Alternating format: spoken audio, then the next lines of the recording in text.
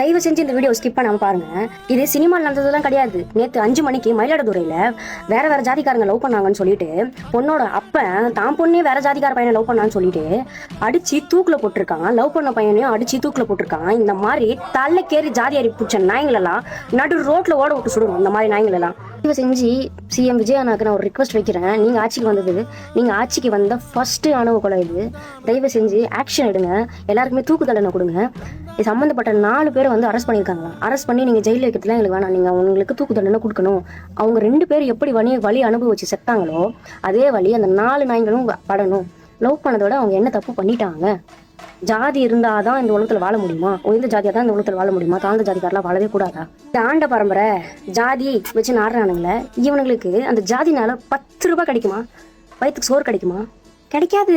இவனுக்கு ஜாதிக்கு உருவம் இருக்கா? காட்டுங்கடா, எனக்கு ஜாதி காட்டுங்கடா. எங்கடா இருக்குது ஜாதி? டே, யாருன்னா ஒருத்தனாச்சும் எனக்கு வந்து ஜாதியை காட்டுங்கடா, நான் ஒத்துக்கிறேன் ஜாதி இருக்குது. புறம்போக்கு நாய்ங்களா? எல்லா மனுஷனா பார்க்க தெரியாத நாய் மனுஷனே கிடையாது. உங்களுக்கு தான், நீங்க தான்டா உங்களுக்கு வேற ஜாதிக்கார பொண்ணை லவ் பண்றான்றது உங்களுக்கு டென்ஷன் ஆகுது இல்ல? டென்ஷன் ஆச்சா நீ போய் தூக்க மாட்டேன்னு சாவு, நீ செத்துரு. ஐயோ அப்படின்னு நீ செத்துரு. ஆணவ படுகொலைக்கு ஒரு சட்டம் வரணும், சட்டம் கடுமையாக வேணும். தயவு செஞ்சு இந்த வீடியோ எல்லாருக்குமே ஷேர் பண்ணுங்க. எல்லாருக்குமே இந்த விஷயம் தெரியட்டும். எவனாச்சும் உன் ஜாதி என்னன்னு கேட்டான்னு வச்சுக்கோங்க, காலில் இருக்கிற செருப்பு கழட்டு அடிங்க. வரது அப்புறம் பார்த்துக்கலாம்.